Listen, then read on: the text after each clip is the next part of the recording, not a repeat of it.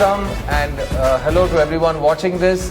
This is a chit chat with the men and the lovely lady behind the making of this film. It's going to be a free flowing chat, and we're going to start by just quickly introducing who you're seeing in front of you. Director extraordinaire, Mr. Shankar. Over 3 decades of blockbuster films talking about social concern and bringing out the best that Indian filmmaking can bring out in a very, very mass scale. And this is his latest creation. He's also working on 2 other films parallelly. This has never happened before in the history of the world. Indian 3 and Game Changer are the other 2 films he's working on. Thank you, Shankar sir, for joining us on this. To his right is one of the finest actors in the country, National Award winner, Samudrakani, who's made a name for himself by becoming the people that he plays. He's an incredible empath and a wonderful actor. Thank you, Kani, for being with us. To my left, the wonderful Rakul Preet Singh, who's worked in languages across the length and breadth of India and has a fan following all of her own. Rakul, I'm very excited to be talking to you today. And in front of you, I'm Siddharth. I'm the interviewer for the day. So I'm going to start with introducing the one person who's above and beyond this rest of the group, as we all identify him. His name is Kamal Hassan. Maybe you've heard of it.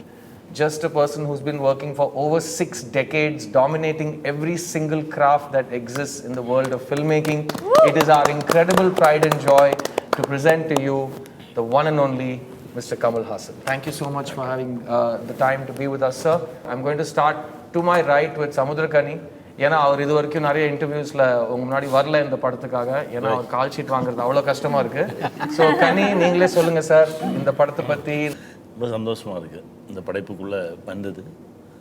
ஆக்சுவலாக Indian 1 shooting டைமில் அந்த RTO scene எடுக்கும்போது, RTO office scene எடுக்கும்போது Indian express building போய் அந்த க்ரௌடில் ஒரு 200 பேர் 300 பேர் சார் சுற்றி நிற்பாங்க. அந்த க்ரௌடில் நிற்கிறதுக்கு முயற்சி பண்ணி முடியல. ஏன்னா அப்போ நிறையா ரெஸ்ட்ரிக்ஷன்ஸ் இருந்தது, முடியாமல் வெளியே அனுப்பிச்சிட்டாங்க. அதற்கு பிறகு ஒவ்வொரு முறையும் முயன்று வேறு திசைகளில் பயணித்து ஒரு 25 வருஷம் கழித்து ஒரு நாள் திடீர்னு சாரை பார்க்கும்போது, எழுதும்போதே உங்கள் பேரை தான் எழுதியிருக்கேன், வந்துருங்க அப்படின்னு சொன்னார். அது ஒரு பெரிய, அன்னைக்கு இருந்த பதட்டம் இன்ன வரைக்கும் இருக்குது. முதல் முறையாக 2 பேருக்கும் ஒரே ஸ்கூல், ஒரே குரு. ஆனால் இப்போ தான் முதல் முறையாக பக்கத்தில் இருந்து பேசுவதற்கு. அவரோட கெமிஸ்ட்ரி நான் எல்லா இடத்துலையும் சொல்லியிருக்கேன். கெமிஸ்ட்ரிங்கிறது ஒரு ஹீரோயினுக்கு மட்டும் இல்லை. ஏன்னா நிறைய பேர் லைஃப்பில் லவ்வே அனுபவிக்காமல் கூட இருந்திருக்கலாம். ஆனால் யாருமே தகப்பன் பாசத்தை அனுபவிக்காமல் இருந்திருக்க மாட்டாங்க, அந்த ஃபீல் இல்லாமல் இருந்திருக்க மாட்டாங்க. ஸோ இந்த கெமிஸ்ட்ரி பயங்கரமாக ஒர்க் அவுட் ஆயிருக்குன்னு நானே சொல்லிக்கிறேன். ஒரு முறை கட்டி பிடிக்கும் போது கூட அந்த சூடு கூட உணர முடியாது. அப்பா புள்ளன்றது. அப்புறம் உங்களை அடிக்கிற காட்சி வரும்போது என்னால் முடியல. சார் சொன்னார், ஒரு தடவை தானே அடிச்சிருங்களேன் அப்படின்னு சொல்லியே ஆகணும். லைக் செருப்பு எடுத்து அவர் அடிக்கிற மாதிரியான அந்த சீனு உங்களுக்கு தெரியும். அந்த சீனில் சார் திருப்பி எடுத்து, அதாவது வெறி அடங்குற வரைக்கும் அடிங்க செருப்பால். செருப்பையும் திருப்பி தான் அடிச்சார். ஆமாம் சார், வந்து நிறையா டேக் வர போகுது, போகிறோன்ற அளவுக்கு நீங்கள் அடிங்க. நார்மல் செருப்பாக இருந்தால் கூட வலிக்காது சார். இவங்க வலிக்காத செருப்புன்னு ஒன்று கொண்டு வந்து கொடுத்தாங்க சார். சார் பட்டவனுக்கு தான் சார் கேட்குறேன் சார், அதுதான் சொல்ல வரேன். நான் வந்து அப்பா ஒரு ஆர்டிஸ்ட் மேலே அடிக்க போகிறோம், அந்த சாஃப்டான ஒரு இதை போட்டு கொண்டு வாங்கன்னு கொண்டு வந்தாங்க. பட் அதுவே அவ்வளவு இதாக அப்போ நான் எடுத்து அடித்து பார்த்தா அவ்வளோதான் இருக்குது. முதல்ல காமிச்சிக்கல ஆனால் போட்டு அடி. அப்புறம் முடியல, ஒரு 7 டேக் அப்புறம் சார் எனக்கு ஒரு சின்ன ஏதோ சம்திங் எனக்கு பின்னாடி ஆக்சுவலாக ஃபுல்லாக பர்பிள் ஆகிடுச்சு, ஃபுல்லாக ரத்தம் கட்டி இதாகிடுச்சு. ஆமாம், ரகுல் கூடவே எனக்கு வந்து ஏதோ ஒன்று ஏற்கனவே எனக்கு லெஃப்ட் சர்ஜரி ஆயிருந்தது. அதுக்கப்புறம் தான் பண்ணது. இது ரொம்ப நல்ல விஷயம் தான், எல்லாருக்கும் தெரிஞ்சிருக்கு. நான் ரொம்ப சந்தோஷப்படுறேன், பெருமையாகவும் இருக்கு. சில பேர் செருப்படி வாங்கி திருந்துவாங்கன்னு நம்புறாங்க, அப்புறம் நானும் நம்புறேன். அடுத்த கேள்விக்கு போயிடுவோம். Rakul, this is your first collaboration with all the people on this dais, and Indian வரப்போ கண்டிப்பா நீங்க பிறந்திருக்க மாட்டீங்க, அப்படியே மெயின்டைன் பண்ணிப்போம். So Indian too. You were not born, I was saying, when that film came out. I'm keeping your screen age alive. Okay, so tell me, how did it feel to get a call from Shankar sir in a film being headlined by Kamal sir? I remember when I first got the call for Indian 2 from Shankar sir's office, my first reaction was, I'm doing this film irrespective of whatever the script is. I don't want to know the script. I was excited. I was like, whatever it is, I'll go do a meeting. I'm doing this film because I feel like there are very few films in the history of Indian cinema which go on to become legendary films. Like today, after 28 years also, you remember the kind of impact Indian had. Some are great films, some are impactful films, and Indian was both, right? And I feel like for me, just being a part, who would have thought, I mean, when I watched the film, that I would star in the sequel one day. And for me, it was just a dream come true. I've said it in other interviews also, but now that I'm sitting in front of all of you, I'll say that, you know, it was like a dream to work with Kamal sir, to share screen space with him and Shankar sir's film. I don't think I could have asked for anything more. And yeah, you're also nice only. Thank you. இல்ல but Rakul சொன்னதுக்கு I'll add one more thing. நாங்க செட்ல பேசியிருக்கோம். Rakul and I have asked each other, can you believe we are acting in a scene with Mr. Kamal Hassan? Because you know, தூரத்துல இருந்து எல்லாருமே அவர் வந்து ஒரு இன்ஸ்டிடியூஷன், ஒரு ஐகானிக் கிரியேட்டரா பார்த்திருக்கோம், ஒரு ஆக்டரா பார்த்திருக்கோம். அவர் கூட நடிக்கிறது நாங்களே நம்ம ஒரு நம்பிக்கையே வரல. I remember the first time when we were shooting with sir, we were so smitten by his that whole prosthetic and the way he was. It was Chennai heat, correct. Summer. Remember, we were sweating and then he was melting. He was melting, and we were discussing about the prosthetic with him. So I think, like, I mean, it's a blessing to be a part of Indian too. அவங்க சொன்ன அந்த first day ஷூட்டிங்ல தான் என்னையே அறியாம ஒரு உள்ளுக்குள்ள இருந்து ஒரு பார்த்த விழி பார்த்தபடி நான் கையில் லட்டு வச்சுட்டு கமல் சரை பார்க்குற மாதிரி ரசிக்கிற ஒரு சீன் நான் உணர்ந்தேன். அண்ட் அன்னைக்கு தான் நான் சங்கர் சார் கிட்ட போய் அவர் ரொம்ப சீரியஸாக தான் யோசிச்சுட்டு இருந்தாரு. சார் என் முன்னாடி கமல்ஹாசன் நடிச்சிட்டு இருக்கார் சார், தெரியும் யா எனக்கு எப்படி இருக்கும்னு நினைச்சு பாரு, போய் நடிகா அப்படின்னு துரத்தி விட்டார் என்ன. நான் மறக்கவே மாட்டேன் அதை.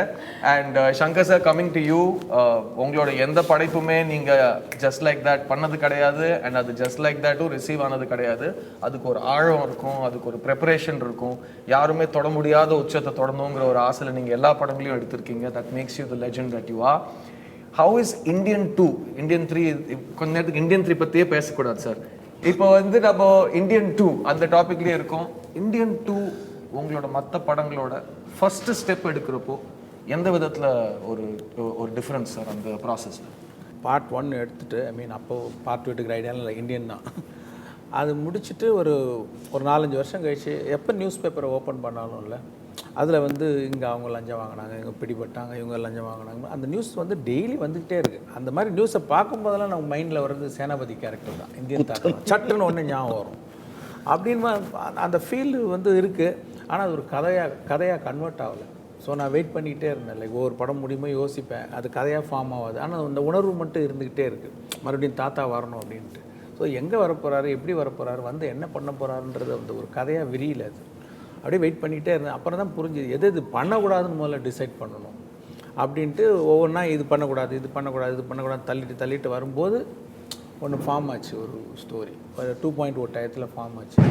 So I decided. அண்ட் அது ஒரு நல்ல க்ளீனாக ஒர்க் பண்ணிவிட்டு சார்கிட்ட போய் சொன்னால் சாருக்கும் பிடிச்சிது. தென் நான் இந்த ஒரு தருணத்துக்கு ரொம்ப நன்றி கடன் பட்டிருக்கேன். ஏன்னா Indian 2 எடுக்கலன்னா நான் திரும்ப சங்கர் சரோட ஒர்க் பண்ணியிருப்பேன்னா எனக்கே தெரியாது. ஸோ Indian 2 ஸ்டார்ட் பண்ணதுக்கு ரொம்ப ரொம்ப நன்றி sir. Now coming to the man of the hour, mister Kamal Haasan sir. உங்ககிட்ட இந்த படம் எப்படி வேறு படத்துலேருந்து மாறுபடுதோ வித்தியாசப்படுதோ நான் கேட்க மாட்டேன். நான் பீச்சில் போய் ஒவ்வொரு கிரெயின் ஆஃப் சாண்டுக்கு என்ன வித்தியாசம்னு அவங்களுக்கு கேட்க மாட்டேன். பிகாஸ் நீங்கள் எல்லாருமே பண்ணிட்டீங்க. அதை தாண்டி அன்னைக்கு அந்த கோவத்துக்கு, அந்த ஆதங்கத்துக்கு, இன்னைக்கு நீங்கள் திரும்ப Indian 2 எடுக்கிறீங்கன்னு உங்களுக்கு ஒரு நீங்கள் மைண்டில் முடிவு எடுத்ததுக்கப்புறம் உங்களை சுற்றி இருக்கிற சர்க்கம்ஸ்டான்ஸஸாக இருக்கட்டும், உங்களோட ஓன் மென்டல் ஸ்டேட்டாக இருக்கட்டும், எவ்வளோ வித்தியாசம் இருந்தது sir? And how did you approach this? அதாவது தமிழை பற்றி பாடும்போது சொல்லுவாங்க, அந்த அந்த சீர் இளமை திறம் வியந்து வாழ்த்ததுமே என்ன, அந்த மாதிரி அந்த மாறா இளமையுடன் எல்லாரும் சேர்ந்து செய்கிற இந்த கரப்ஷனை மாற்றாமல் வச்சுருக்கிறதுனால தான் எங்களால் Indian 2 எடுக்க முடிஞ்சது. இந்த சீர் இளமை திறன் வந்து தமிழுக்கு இருக்கிறத விட கூட அதிகமாக அதுக்கு வந்துடுமோன்னு பயமாக இருக்குது எங்களுக்கு. அந்த மாதிரி அதை பாதுகாத்து வைத்திருக்கிற அரசியல்வாதிகளை மட்டும் சொல்கிறேன்னு நினைக்க வேண்டாம். நாம் எல்லாருமே இப்போ கேமராவில் திரும்பி Indian 1 இப்படி கை காட்டுறாரு, அது இப்படியும் காட்டிக்கலாம், இப்படியும் காட்டிக்கலாம். இப்போ அதுதான் we are refusing to take the responsibility of கரப்ஷனுங்கிறத வந்து அவங்க யாரோ பண்ணுறாங்க அப்படின்னா நம்ம வீட்டில் நடக்குது, நம்ம தெருவில் நடக்குது, அதை பற்றி நீங்கள் என்ன பண்ணீங்க சார், படம் பார்த்தீங்க நல்லா இருந்தது, நீங்கள் என்ன பண்ணீங்கன்னு ஒரு கேள்வியை இந்த படம் வைப்பதான்னு நான் நினைக்கிறேன். முதல் படத்தில் அது அவர் அவ்வளோ அழுத்தி வாசிக்கலை, இதில் அடி ரீங்காரத்தோட சாப்போட அடிச்சிருக்காரு. அதோடைய ஒரு ரிஃப்ளெக்ஷன் தான் அந்த செருப்படி. அது டயலாக்லேயும் வருது.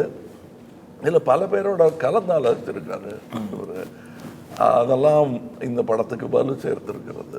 அதாவது பல பேர்னா இப்போ பழைய வித்வான்கள் துரோணர்களை எல்லாம் கூப்பிட்டு உட்கார வச்சு அவங்கக்கிட்ட அறிவு தானம் பெறுவதல்ல, இளைஞர்களை கூப்பிட்டு வச்சு உட்கார வச்சு சமமாக இவரை விட இளைஞர்கள், அதுதான் ரொம்ப முக்கியம். அது பண்ணதுனால தான் இன்றைக்கி என் தலைமுறைக்கு முன்னாடியும் ஆள் இருக்காங்க, என் தலைமுறைக்கு பின்னாடியும் சமுத்திரக்கணி மாதிரி ஒரே ஃபேமிலியிலேருந்து வெளியே வர்றாங்கன்னா அதுக்கு காரணம் அதுதான். நாங்கள் 2 பேரும் சந்திச்சதே கிடையாது. அது மாதிரி ஹலோ அவ்வளோதான் சொல்லுவோம். ஆனால் 2 பேருக்கும் ஒரே அப்பா தான். நீங்களும் சொல்லலை. அதுக்கு அந்த கேபி சார் மாதிரி இருக்கணும்னு பேசுவாங்க, செய்ய மாட்டாங்க. ஏன்னா சின்ன பசங்க எப்படி பேசுவாங்களோ அப்படின்றதுக்கு முன்னுதாரணமாக நானும் இருக்கேன், நீங்களும் இருக்கீங்க. அதனால் பயப்படுவாங்க கொஞ்சம், ஏதோ அதிக பிரசிங் தரம் பண்ணுவாங்க. ஆனால் அதை பற்றியெல்லாம் யோசிக்காமல் எத்தனை 3 பேரா ஒர்க் பண்ணியிருக்காங்க உங்க கூட இதில் அந்த டைலாக்ல. ஆமாம் 3 பேர், ஜெயமோகன், கபிலன். அது ஒவ்வொரு லாங்குவேஜுக்கும் அந்த மாதிரி யூஸ் பண்ணியிருக்காரு. Which is that is the only way industry will grow. இந்த பழைய ஓல்டு கேக்ஸ் அப்படிங்கிறது நீங்கணும்னா இந்த மாதிரி பெருந்தன்மை வரணும். இதை நான் வேற எந்த இன்டர்வியூன்னு சொல்லலை. அது இது very important. So wherever it is, people think it is a very tight-knit industry and it's very difficult. He said that in a 200 crowd, he was trying for an opportunity to be one among the junior artists in the crowd. He didn't get an opportunity. Then he wrote his name first. There's a Hindi proverb, "Dane dane pe likha hai khane wale ka naam." And நம்ம சாப்பிட்ற ஒவ்வொரு அரிசியிலையும் நம்ம பேர் எழுதியிருக்குன்னு ஒரு பழமொழி இருக்கு. அந்த பேரை எழுதிட்டார் அவர். அப்படி எழுதினதுனால தான் நீங்கள் ஒர்க் பண்ணுறீங்க. அந்த மாதிரி ஆட்கள் இருக்கணும் இண்டஸ்ட்ரியில். அப்போ இதை பார்த்துட்டு இருக்கிறவங்கள எத்தனை பேர் இந்த மாதிரி இன்டர்வியூ கொடுக்க போகிறாங்களோ அதை நான் நினச்சி பார்க்குறேன். நான் thank you Kamal sir. Shankar sir, சில பேர் கேள்வி கேட்குறாங்க, வந்து லஞ்சம் மாதிரி விஷயங்கள்லாம் இப்போ ஒரு பெரிய விஷயமே இல்லையே, அப்போது ஒரு 25 வருஷத்துக்கு முன்னாடி இருந்தது, இப்போ எல்லாரும் வந்து ஒன்றும் பெரிய விஷயமா இல்லை, ரொம்ப ஆபத்தானது நான் ஃபீல் பண்ணுறேன். செமிச்சிட்டாங்க சார். ஆமாம் இல்லை, ஆமாம், ஜீரணம் பண்ணிட்டாங்க. அதில் இன்னொரு விஷயம் நான் திருப்பியும் அடிப்பேன். அது இந்த போர்டை எப்படி வேணால் திருப்பி விளையாடலாம், கேரம் போர்டு மாதிரி. காந்தி காலத்துலலாம் யார் சொன்னா அப்போ வாங்கலைன்னு? காந்தியை விட்டுருங்க, அந்த மாதிரி ஒரு 100 பேர் தற்கொலைக்கே ரெடியாக அரசியல் இறங்கினவங்க தான் அவங்க. இன்றைக்கும் அப்படி தான் இருக்குது அரசியல். ஒரு லிரிக் கூட வரும் sir, sorry to interrupt you, அநியாயம் பழகிடுச்சேன்னு ஒரு லிரிக் வருது, come back Indian song. So அந்த மாதிரி எல்லாம். ஆமாம் சார், ஒரு கவர்மெண்ட் ஆஃபீஸ் போனோம் அப்படின்னா அப்பாவே பையன்கிட்ட காசு கொடுத்து அனுப்புகிறார் சார். நீ அங்கே போய் பியூன்ட்டு அதை கொடுத்தேன்னா இது நடந்துடும், இங்கே நீ அவங்க கொடுத்துருவாங்க. ஏன்னா இது பழகிட்டாங்க, இதை வந்து ஒத்துக்கிட்டாங்க அவங்க. ஆல்சோ சினிமா கூட அதை திரும்ப திரும்ப சொல்லி அது ஒரு ஜோக்கு மாதிரி ஆகிட்டாங்க. தொட்டில் முதல் சுடுகாசு மட்டும் எங்கெல்லாம் இல்லை அப்படின்றதுல எல்லாரும் ஆடியன்ஸு சிரிப்பாங்க. அப்புறம் அது பழைய ஜோக்காகி அதுக்கு சிரிக்காம கூட விட்டு இந்த அளவுக்கு லஞ்சம் நம்ம கூட அப்படியே காற்று மாதிரி கலந்துருச்சு. உருவின்றி உலகாளும் காற்றே போல் நம்ம ஆளும் லஞ்சம். For you, Rakul, you know that corruption is still a burning issue in India, and this new generation thinks that why are we making films about corruption? What is your take on this? Have you addressed it as an actor when you performed this character? Because இந்த படத்துல ரகுல் வந்து நானும் ரகுல் யாரோ கேட்டிருந்தாங்க, இந்த படத்துல பெண்களுக்கு என்ன ரோல் இருக்கு அப்படிங்கிற விஷயத்துல வந்து புரட்சிக்கு ஜெண்டர் கிடையாது, அது வந்து ஜெண்டர் நியூட்ரல். ஸோ போராடும் போது நீங்கள் ஆனா பெண்ணான்னு யோசிக்காமல் நமக்கு போராட தோணும், அதுதான் புரட்சியோட முக்கியமான ஒரு விஷயம். So this revolution and the idea of bringing justice through protest, how much of it is it part of you as an individual, as an actor? Completely. If I share, and so my dad's from the army, right? And I've always been very close to the system, the way of functioning, hearing these stories. So when I was a kid, I used to always say, when I grow up, I'm going to this is really funny, but I used to say, and I was 5 or 6 years old, so please don't take me on it, but I used to say, I'm going to shoot all the bad people when I'm 60 years old, and then after that if I go to jail, it's fine, anyways I'm going to die. So that's the kind of revolutionary mindset I've had since I was a kid. And I feel it's amazing if through films, see, films are the biggest medium, right, of consumption. And I feel if through entertainment, if through that platform, we can voice out issues, we can voice, it's like showing a mirror. It's like telling everyone that, you know, you can't just crib about what's existing, but take charge. And I think films like Indian create that impact. That's what I was saying. Very few films leave that impact. And I think we have that through Indian 2, very well said in the film.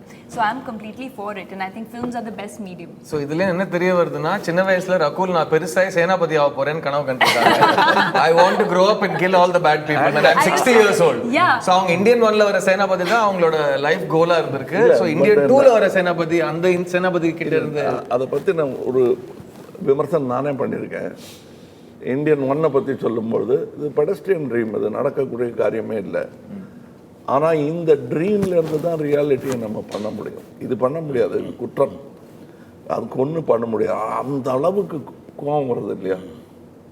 போய் சொன்னால் நாக்க வெட்டி போட்டுருவேன்றது அப்பா நாக்க வெட்ட போகிறது இல்லை எப்பவும். பட் அந்த அளவுக்கு கோபம் இருக்குங்கிறத காட்டணும் இல்லையா? அதைத்தான் இதில் காட்டியிருக்கோம். இது வாழ்க்கை முறையாக இருக்கவே முடியாது. அதுக்கு அடுத்த கட்டம் என்ன? இந்த இந்த கரப்ஷனே இல்லாமல் எப்படி பண்ணுறதுன்னா அது வரவே வராது. அந்த நாள் இன்ஃபெக்ஷன் இல்லாமல் என்னைக்கு பண்ணுறீங்களோ அன்றைக்கி தான் கரப்ஷனும் இருக்காது. இன்ஃபெக்ஷனை பாதுகாக்கிறதுக்கு என்னென்ன தற்காப்புகள் எடுக்கிறீங்களோ அத்தனை தற்காப்பும் நாம் நிதம் எடுத்தாகணும். தினம் தினம் இருக்கணும். அது இருக்கும் அங்கே. அப்படியே நாம தான் பாதுகாப்பாக இருக்கணும், என்றுமே விழித்திருக்கணும். இந்தியன் 23 வரையும் நம்ம எடுத்தாலும் தப்பு இல்லை. ஸோ சார் என்ன சொல்கிறாருன்னா, கொலை பண்ணுறது தப்பு தான், அதை ஒரு ட்ரீம் வேர்ல்டில் ஒரு விதமான ஜஸ்டிஸாக ஃபர்ஸ்ட் பார்ட் இந்தியன் பேசுது. ஸோ அதை பார்த்துட்டு ஃபுல்லாக இது நடக்கும்னு நம்புகிறவங்க எப்படி 102 வயசில் சேனாபதியால் பண்ண முடியும்னு ஒரு கேள்வி கேட்குறீங்க. ஸோ அந்த ட்ரீமுக்கான பதில் 102 வயசில் Senapathy what is he doing, what is his ability? ஏன்னா என்னுடைய வயசு எனதல்ல. இப்போ நான் நான் சந்தித்த பெரியவர்களை பாலச்சந்திரன் உதாரணத்துக்கு சொல்லலாம், அல்லது ஒவ்வொரு ஆள்கிட்டேருந்தும் இவர்கிட்டேருந்தும் கூட நான் செட்டில் இருந்து படம் கற்றுக்கிட்டு தான் இருக்கேன்.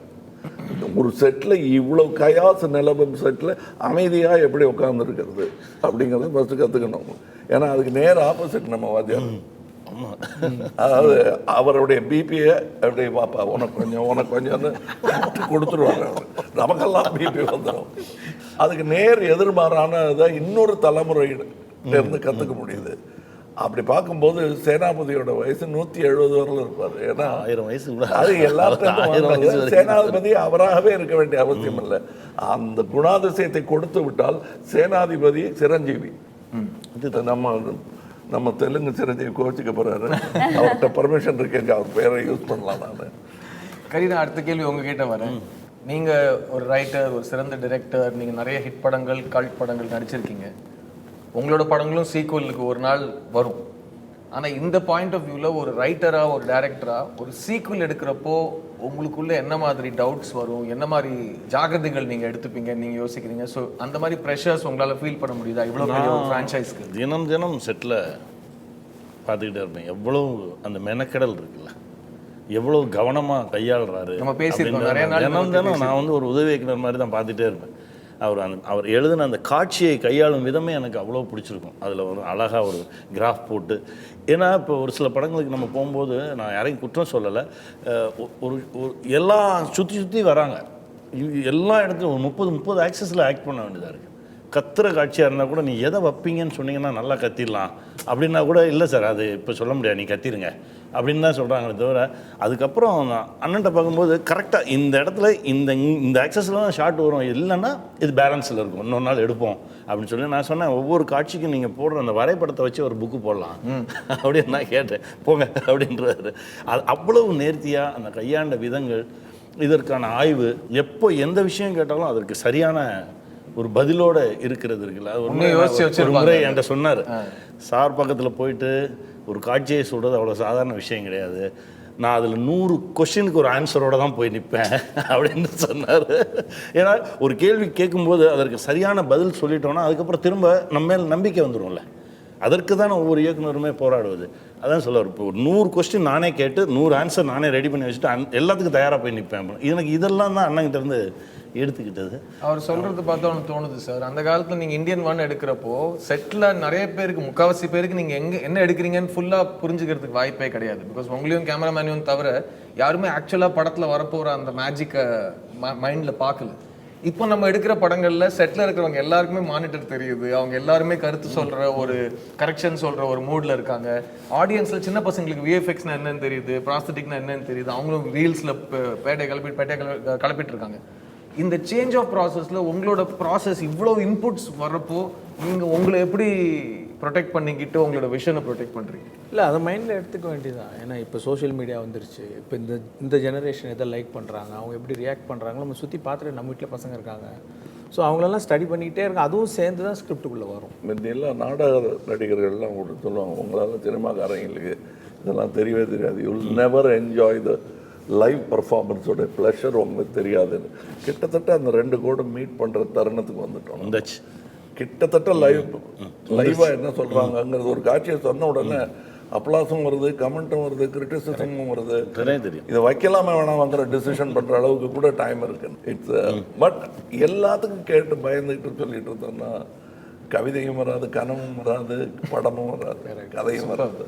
கரெக்ட். கமல் சார் 6வது வயசுலேருந்து ஒரு விஷயம் பண்ணிங்கன்னா நீங்கள் ஃபுல்ஃபில்டாக பண்ணியிருக்கீங்க, அது ஒரு எக்ஸலண்ட் ஸ்டேஜுக்கு எடுத்துகிட்டு போயிருக்கீங்க. ஸோ உங்களால் பண்ண முடியாததுங்கிற விஷயங்கள் அது உங்களுக்கு மட்டும்தான் தெரியும், the challenges that you want to accept. இப்போ நீங்கள் சங்கர் சாரோட இமேஜினேஷனில் சீனோ ஸ்கிரிப்டோ ஒரு படத்தோட கதையோ கேட்குறப்போ உங்களால் ஒரு விஷயம் பண்ண முடியுமான்னு நீங்கள் யோசிக்கிறீங்களா, இல்லை எதுவாக இருந்தாலும் பண்ணலான்னு இறங்கி அடிக்கிறீங்களா? ப்ராசஸ் ஏதாவது மாறி இருக்கா? கண்டிப்பாக ஆரம்பத்துலேருந்து என்ன யார் பண்ணலாங்கிறது முக்கியமாக என்ன மானிட்டரை பற்றி சொல்லுவாங்க. இப்போ இந்த படத்தில் மானிட்டருங்கிறது நீங்கள் ரஷ் பார்ப்பீங்களா அப்படின்னு கேட்குற மாதிரி தான். பார்ப்பேன் சார், ரெடியாக காட்டினாங்கன்னா வசதி இருந்தால் எடிட்டட் இது பார்ப்பீங்களான்னு. எல்லா நடிகரும் எடிட்டட் லெங்க்ஸ் பார்க்க முடியுமா? அந்த மாதிரியே வளர்ந்தவன் நான். இப்போவும் நான் அதே டிசிப்ளினில் தான் இருக்கேன். நான் பார்க்குற மானிட்டர் எனக்கு எத்தனை காலம் ஆனாலும் மாறவே மாறாது. அது டைரக்டருடைய கண்ணு, டெக்னீஷியன்ஸுடைய கண்ணு தான். அதில் தெரிகிற ரிஃப்ளெக்ஷன் கொஞ்சம் நம்ம ரிஹர்சல் பண்ணும்போதே எப்படி பார்த்தோன்னா அப்படின்வாங்க, அது நோன்னு அர்த்தம். அவங்க நம்மக்கிட்ட கனிவாக இருக்காங்கன்னு அர்த்தம். இன்னொரு வாட்டி பார்க்கலாம் அப்படின்னாங்கன்னா நோ அப்படின்னு சொல்கிறாங்கன்னு அர்த்தம். அதை புரிஞ்சுக்கணும். அதுதான் எனக்கு மானிட்டர். அதனால் நான் ரிஹர்சல் பண்ணிகிட்டே இருப்பேன். போயிடலாமே, டேக் போயிடலாமே, மேக்கப் புரிஞ்சிட போது எல்லாம் சொல்லுவாங்க. அந்த வேஷம் கலையிறதுக்கு நான் அதாவது நாங்கள் ப்ரிப்பேர்டு இல்லைங்கிற வேஷம் கரைஞ்சிடக்கூடாதுங்கிற பயம் தான் எனக்கு ஜாஸ்தியே தவிர செய்யக்கூடாது, செய்ய முடியாதுங்கிறது எங்களுக்கு தெரிஞ்சே ஆகணும். அதுவும் ஆடியன்ஸுக்கு அது தெரியவே கூடாது. இவனால் இது செய்ய முடியாது, இருந்தாலும் தைரியமாக செஞ்சுருக்கான்னு அவங்க நினச்சிட்டாங்கன்னா இந்த ஷோ இஸ் அ ஃபெயிலியர். இந்த பையன்ட்ட இவ்வளவு இந்த குருவி தலையில் இந்த பரங்காயை வச்சிருக்கவே கூடாது அப்படின்னு ஆடியன்ஸ் சொல்லிட்டான்னு வச்சுங்க. அப்போ இந்தியன் கிடையாது. நான் இந்தியன் செய்யும்போது என்னங்க 40 வயசுக்கு உள்ள அப்படின்னு நினைக்கிறேன். நம்ம என்னால் இப்போ வயசை பற்றி கவலையே இல்லை. 120ன்றாங்க, 106ன்றாங்க, நான் 126ன்றேன். அதனால் அதை பற்றி பயம் இல்லை. But that is very important. எனக்கு முடியாதுங்கிறது எதுவுமே முடியாது தான். காலையில் அலாம் வச்சு எந்திரிக்கிறது முடியாது தான். முடியணும்னு நினச்சா அதுக்கு அலாம் உதவி வேணும். அலாம் அடிக்கிறதுக்கு முன்னாடி எந்திரிச்சிடும். அது வெவ்வேறு இடத்துல இருந்து வெவ்வேறு தொழில்நுட்பங்கள். இதில் அவங்க யூஸ் பண்ணியிருக்கிற டெக்னீஷியன்ஸ் எண்ணிக்கை முந்தியெல்லாம் தியேட்டரில் அவ்வளோ கூட்டம் இருந்தாலே போதும் படம் வெற்றின்னு சொன்ன அளவுக்கு செட்லேயே இருக்குது. நீங்கள் ஆரம்பிக்கும் போதே 200 பேரில் இருந்ததில் எனக்கு இடம் கிடைக்கலன்னு தானே சொல்கிறீங்க. சினிமாவில் டிக்கெட்டு கிடைக்கல, நடிக்கிறதுக்கே டிக்கெட்டு கிடைக்கல. அந்த மாதிரி இருக்கக்கூடிய இடத்துல எத்தனை பேர் எத்தனை விஷயத்தை கவனிச்சுட்டு இருக்காங்க. அதெல்லாம் என்னுடைய ஸ்ட்ரென்த்தாக நான் எடுத்துக்கிறதே கிடையாது. அவங்களுடைய ஸ்ட்ரென்த்தெல்லாம் நான் யூஸ் பண்ணி பரிமளிக்கிறேங்கிறது தான் உண்மை. அது மாதிரி நிறைய டெக்னீஷியன்ஸ் இதில் வேறு காட்சிகள் அதெல்லாம் நீங்கள் பார்த்து எப்படி எடுத்தாங்கன்னு ஆச்சரியப்படுறது தான் எங்களுக்கு சந்தோஷம். மேஜிக் ஸ்டேஜுக்கு பின்னாடி போகக்கூடாது. போனால் கைக்கு பின்னாடி ஒழிச்சு வச்சிருக்கிற கார்டு, இங்கே இருக்கிற விஷயம் எல்லாம் தெரியும். அதனால தான் பதறாரு அவர். ஒவ்வொரு முறையும் வேணாம் திருப்பி பற்றி பேசாதீங்க அப்படி கை காட்டிக்கிட்டே இருப்பார் சைடில் இருந்து. சங்கர் சார், உங்ககிட்ட வரேன். உங்ககிட்ட இந்த படத்தில் இல்லை, எந்த படத்துலையும் ஒரு டெக்னீஷியன் சேர்றாங்கன்னா நீங்கள் என்ன பண்ண போறீங்கன்னு அட்லீஸ்ட் ஒரு யூகமோடு வந்திருப்பாங்க.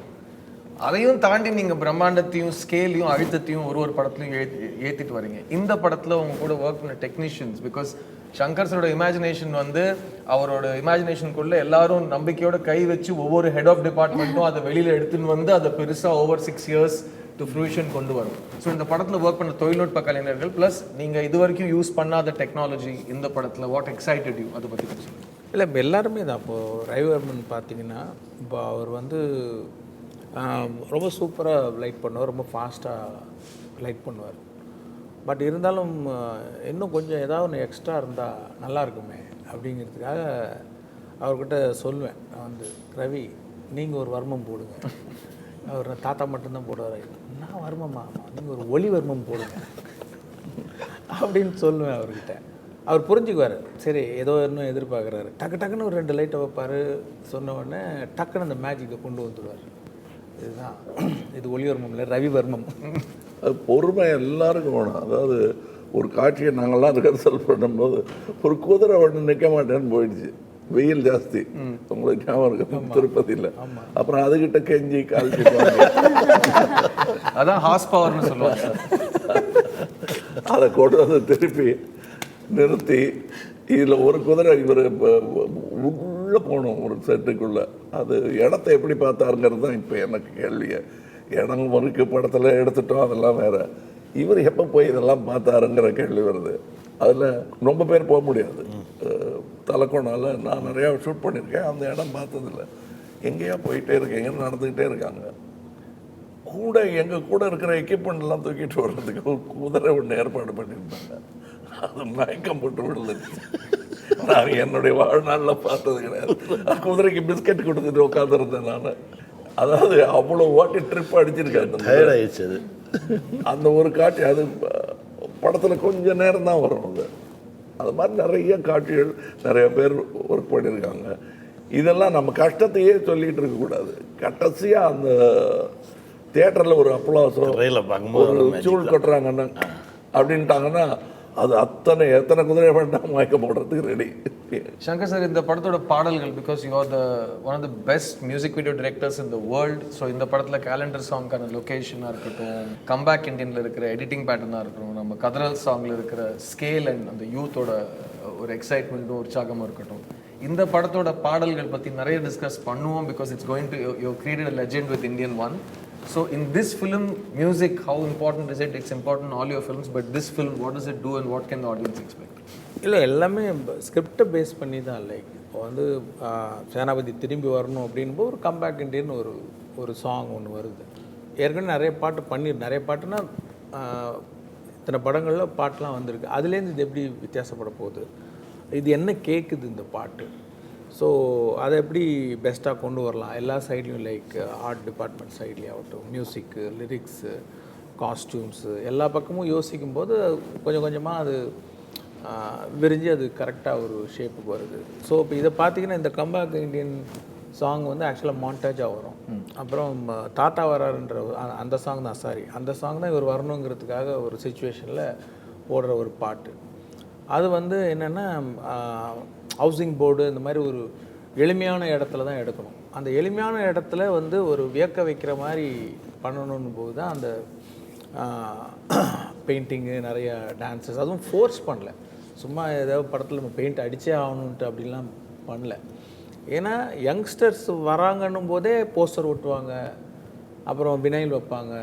ஸோ அவங்களுடைய தாட் ப்ராசஸ் போகும்போது, ஸோ இப்போ என்னென்னா இப்போ பார்த்தீங்கன்னா அந்த கிராஃபிட்டிலாம் வரைவாங்க சில யங்ஸ்டர்ஸ், ரொம்ப ரெவல்யூஷனரி யங்ஸ்டர்ஸு. இது மாதிரி எல்லாம் தாட் ப்ராசஸ் போகும்போது, ஸோ ஒரு பெரிய ஒரு கட்டிடத்தில் வந்து இவருடைய உருவத்தெல்லாம் வரைஞ்சி அவங்க செலிப்ரேட் பண்ணுறாங்க அப்படின்போது அந்த தாட் ப்ராசஸில் ஒன்று வருது. அதை இன்னும் அழகுபடுத்துகிறாங்க நம்ம டீம். ஐ மீன் சினிமாட்டோகிராஃபர் அவருக்கு ஒரு கலர் ஸ்கீம் கொண்டு வர்றாரு. அவர் ஆர்ட் டைரக்டர் வந்து இதை எப்படி பண்ணலாம், இந்த மாதிரி பண்ணலாம், அவரு உள்ளே வராரு. ஸோ அப்படி அந்த சாங் அது பண்ணோம். கேலண்டர் ஷூட் அப்படின்னும் போது ஜென்ரலாகவே கேலண்டர் ஷூட் ஒரு பீச் ஓரமாக நடக்கும். ஸோ நம்ம வந்து பீச் ஓரம் நிறைய பாட்டு நானே பண்ணியிருக்கேன், நிறைய பாட்டில் சில பாட்டு பண்ணியிருக்கேன், நிறைய பாட்டு நம்ம பீச் ஓரமாக வந்துட்டுருக்கு. இது வேறு எங்கே வித்தியாசமாக பண்ணலாம் அப்படின்னும் போது அப்போ நம்ம பொலிவியாவோட சில பிக்சர்ஸ்லாம் பார்த்தேன், ரொம்ப எக்ஸைட்டிங்காக இருந்தது. சரி அது போய் பண்ணலாம் அப்படின்னா அது ரொம்ப என்ன பிரச்சனைனா, நான் செலக்ட் பண்ணுற இடம் எல்லாமே பார்த்தீங்கன்னா வருஷத்தில் ஒரே ஒரு சீசனில் மட்டும்தான் அந்த மாதிரி இருக்கும். அது ஃபெப்ரவரியில் மட்டும்தான் இருக்கும். அதுவும் அந்த ஒரு வாரம் மழையை பொறுத்து. அதாவது தண்ணி வந்து ஒரு 1 அடி 1/2 அடியிலேருந்து 1 அடி வரைக்கும் தண்ணி தேங்குச்சுன்னா நம்ம நினைக்கிற எஃபெக்ட் கிடைக்கும். கம்மியாக இருந்தாலும் வராது, ஜாஸ்தியாக இருந்தாலும் அந்த வாட்டர் இந்த சலனம் வந்து அந்த ட்ரெய்லரில் பார்த்துருப்பீங்க, ஒரு கண்ணாடியை தரையில் வச்சுட்டு அது மேலே நிற்கிற மாதிரியே இருக்கும். ஆமாம், அது இவ்வளோ பெரிய கண்ணாடியான்றது தான் ஃபஸ்ட்டு தோணும் நமக்கு. ஏன்னா கண்ணு கெட்ட தூரம் வரையிலும் கண்ணாடியை பரப்பி வச்சுட்டு அது மேலே நடந்து வாங்கன்ற மாதிரி இருக்கும். ஸோ நிறைய பேர் கேட்குறாங்க சங்கர் சருக்கு மட்டும் இந்த மாதிரி லொக்கேஷன் இங்கே கிடைக்குதுன்னு. அதுக்கு நான் ஒரு ஸ்டூடெண்ட்டாக ஒரு பதில் சொல்கிறேன். அவரோட இமேஜினேஷனில் ஒரு கண்ணாடி மேலே 100 பேர் ஆடணும்னு இருந்தால் கண்ணாடி மாதிரி உலகத்தில் இடம் எங்கே இருக்குதுன்னு அவர் தேடினா ஈஸியாக கூகுளில் கிடச்சிடும். அந்த மாதிரி இடம் தான் அவர். ஆனால் ஈஸியாக போய் சேரலாம். அந்த இடத்துக்கு போய் சேர்றதுக்கு 3 நாள் + 2 days எல்லாமே நடக்கும். 5 days நடக்கும் ஒரு இடத்துக்கு போகிறதுக்கு. அதுவுமே எல்லா டீமோட சப்போர்ட் இல்லைன்னா அது பண்ண முடியாது. மெயினாக ப்ரொடியூசருக்கு ஸ்பெண்ட் பண்ணணும். ஏன்னா வந்து அந்த மாதம்தான் போகணும் அப்படின்னும் போது அது ஒரு மாதிரி உத்தேசமாக அவங்க சொல்லுவாங்க. மழை வரதை நம்ம எப்படி சொல்ல முடியும்? ஒரு வாரம் தள்ளிச்சுன்னா கூட பண்ண முடியாது. பிளானிங்கே ரொம்ப கஷ்டமாக இருந்தது. ஸோ அந்த மேனேஜர் டீம்ஸு ப்ரொடக்ஷன் டீம்லாம் ரொம்ப சிரமப்பட்டு ஆர்கனைஸ் பண்ணாங்க. அங்கே போனால் அதில் என்னென்னா அந்த சன்லைட் ஜாஸ்தி, கண்ணை திறக்கவே முடியாது, அவ்வளோ சன்லைட்டு குளிர். ஸோ அதில் அந்த மிஸ் யூனிவர்ஸ் 2017 அந்த டெமிலே தெபோ ஆக்ட் பண்ணியிருக்காங்க. அவங்களாம் வெரி கோஆப்ரேட்டிவ். சவுத் ஆஃப்ரிக்கா அவங்க மிஸ் யூனிவர்ஸு. பட் என்ன நம்ம இண்டஸ்ட்ரியில் இருக்கிற ஒரு ஆக்ட்ரஸ் எப்படி அவங்க ஃபஸ்ட் டைம் தான் வராங்க, எவ்வளோ கோஆப்ரேட்டிவாக புரிஞ்சுக்கிட்டு லிப்ஸிங்க்கு அதெல்லாம் பண்ணி ரொம்ப அருமையாக டான்ஸ் எல்லாம் கூட ரொம்ப பிரமாதமாக பண்ணாங்க. ஏன்னா கண்ணு திறக்க முடியாது, அவ்வளோ ஒளி. ஸோ எல்லாம் கூலிங் கிளாஸ் போட்டு அந்த மாதிரி சில ஷார்ட்ஸ் எல்லாம் எடுத்து குளிர் இவ்வளோ அதே மாதிரி அங்கே போய் சில ஆப்ஜெக்ட்ஸ்லாம் வைக்கணுன்னொன்னே ஒரு முத்துராஜ் சார் டிசைன் பண்ணி கொடுத்து அங்கே இருக்கிற ஒரு ஆர்ட் டைரக்டர் அதை எக்ஸிக்யூட் பண்ணி எல்லாமே ஒரு பெரிய டீம் ஒர்க் தான். அண்ட் இந்த டீம் ஒர்க்கில் இப்போ Muthuraj sir is our production designer. Indian 1ல் இதே மாதிரி ஒரு ப்ரொடக்ஷன் டிசைனருக்கும் ஒரு ப்ரொடியூசருக்கும் இருக்கிற சிங்க்ல தான் அந்த அளவுக்கு ஒரு பிரம்மாண்டம் கிரியேட் ஆச்சு. A M Ratnam sir produce Indian 1 and Muthuraj Thottatharani sir the great national award winning, he won a national award for Indian 1. And அந்த மாதிரி இப்போ வந்து முத்துராஜ் சாரும் லைக்காவும் இருக்காங்க. So it's a huge undertaking for a producer. And sir, Laika Patti and how this whole project has been handled, and today we have Red Giant and Laika presenting it for us. இல்லை அவர் நிறையா பேட்டிகளில் சொல்லியிருக்காரு, கேட்டு நான் தான் இந்த படத்தை எடுக்கணும்னு வற்புறுத்தி வந்த ஒரு விஷயம் வந்து அது வந்து ஏற்கனவே இந்தியன் 1 பார்த்துருக்காரு. அதனால் நம்பி இந்த படத்தை நான் எடுக்கிறேன்னு சொன்னார். ஒரே வார்த்தையில் முடிச்சிடலாம். ஆனால் இந்த இந்தியன் எதிர்கொண்ட பல சிக்கல்கள், கோவிட் உள்பட, இத்தனைக்கும் நடுவில் நான் ஃபோன் போட்டு புரட்டு வாங்கன்னு வர்றது போக இந்த முடிவை எடுத்தால் தான் இதுக்கு என்ன பண்ணலாம் சொல்லுங்கன்னா, நீங்கள் 2 பேர் சேர்ந்து முடிவு எடுத்துருங்க. ஸ்டாண்ட் பை இட்டுங்கிறது வந்து வெறும் செக்கை எழுதி போடுறது இல்லை, அதற்கான பலன்களை அனுபவிக்கிறதுக்கு. எங்கள் பொலிவியாவா ஓகே அது என்ன எத்தனை அது கேட்க மாட்டார், நல்லா வரும்ல அப்படின்னு. ஃபோட்டோ பார்த்தது இது மாதிரி இன்னும் வேறு ஏதாவது இருக்கா நம்ம படத்துலன்னு கேட்குற அந்த உற்சாகம் வந்து பணத்தை விட முக்கியமான ஒரு விஷயம். நாங்கள் இந்த நேரத்தில் ஏஎம் ரத்னம் அவர்களை பற்றி பேசாமல் இருக்க முடியாது. ஏஎம் ரத்னம்ங்கிறவர் வந்து படம் எடுக்கும்போது ஒவ்வொரு ரூபாயும் எண்ணி பார்த்து தான் செலவு பண்ணோம். அப்போ நான் முதல்ல பிரசாத் ஸ்டுடியோவில் உட்காந்துட்டு, சார் மேக்கப்பு இதெல்லாம் வேண்டாம் சார், நானே மேக்கப் மேன் அப்படின்னு தான் ஆரம்பித்தார் அவர். அது சரி சார், ஆனால் அது எங்கேயோ போயிடுச்சு அந்த கலை, இந்த மாதிரி இருக்குது அது மாதிரி இருக்குன்னு சில ஃபோட்டோஸ் எல்லாம் காட்டின ஒன்று எனக்கு ஏஜெண்ட்டாக மாறிட்டார் அவர் டைரக்டர்கிட்ட. சார் இப்படியே பண்ணிடலாம் சார்னு எனக்காக அவர் பேசிக்கிட்டு இருந்தார். அதை இழுத்து விட்டுக்கிட்டோமே தவிர நானே ஏண்டா சொன்னோங்கிற அளவுக்கு சிக்கல்கள் அதில் ஒவ்வொரு விஷயத்துலையும். ஹேர் ஸ்டைல்லேருந்து அது ஷூட்டிங் டைம், அவர் சரி இப்படி லொக்கேஷன் பார்த்துருவார், இந்த கண்ணாடி மாதிரி பச்சை பசையில் இருக்கிற இடத்துல நட்ட நடுவில் ஒரு வீடுன்னு. சரி வீடு இருக்குது, அந்த பச்சை பசையில் இல்லை, பச்சை பசையில் இருக்குது வீடு இல்லை.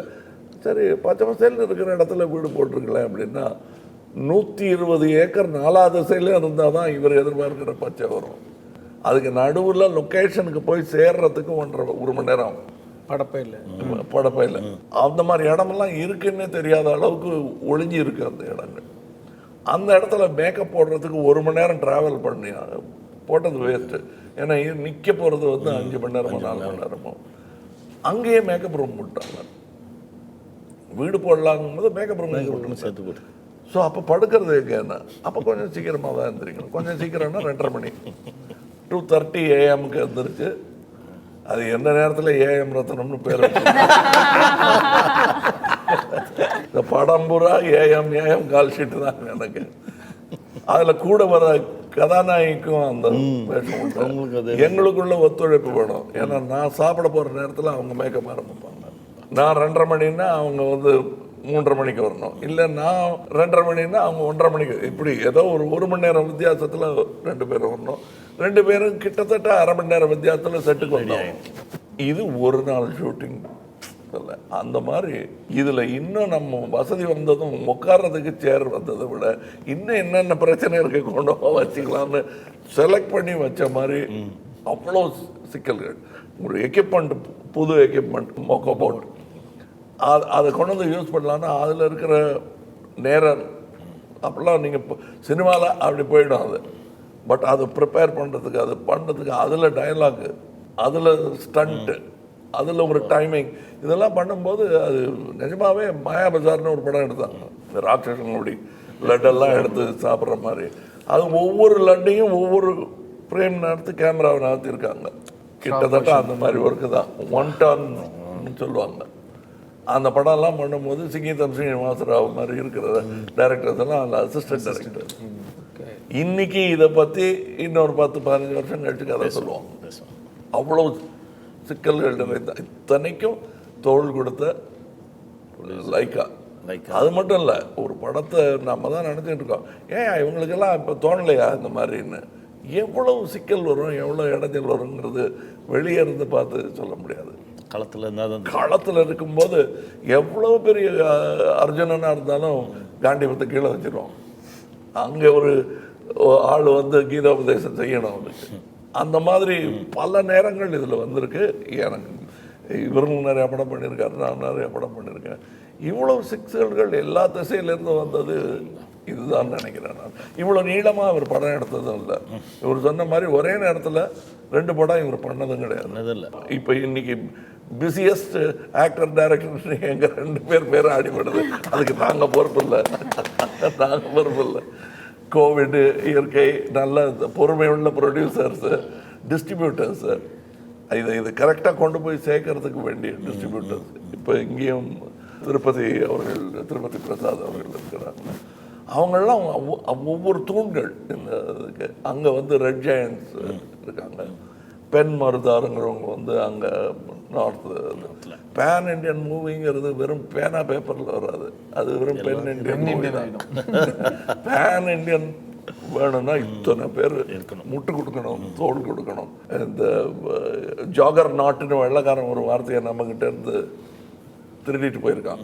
அந்த ஜாகர் நாட்டுங்கிறது ஒரிசாவில் வரும் ஜெகநாத ரதம் இருக்கிறது இல்லையா, அதுதான். அவனே பார்த்து வியந்திருக்கான். என்னையா அது இவங்கெல்லாம் அடிமைகளை ஆக்கிடலாம் ஈஸியான்னு நினச்சிட்டு இருக்கோம், இவன் இப்படி ராக்கெட் சயின்ஸ் மாதிரி ஏதோ பண்ணுறானேங்கிற வியப்பில் அந்த வார்த்தையை எடுத்துகிட்டு போயிட்டாங்க. அந்த ஜாகர் நாட்டு அந்த மாதிரியான ஒரு ஜாகர் நாட்டு ஜெகநாத ரத சக்கரால் வஸ்துன்னாய். கேட்டீங்க 28 இயர்ஸ் முன்னாடி இந்த படத்துக்காக எடுக்கப்பட்ட முயற்சி, கஷ்டம் எல்லாமே அதுக்கான வந்த ரிசல்ட், அந்த பொறுப்பு இன்னைக்கு 28 years later, the 2 people who made it all those years ago have come back. I will also let you know that there are 3 actors in this film who have dubbed in all the 3 languages in their own voice. So it's a true pan-Indian film. Thank you, Kamal sir, for inspiring us. Thank you for giving us all this giant scale. Shankar sir, thank you for believing in us. Kani, thank you for your time. Rakul, it was a pleasure working with you. Thanks everyone. Thank you.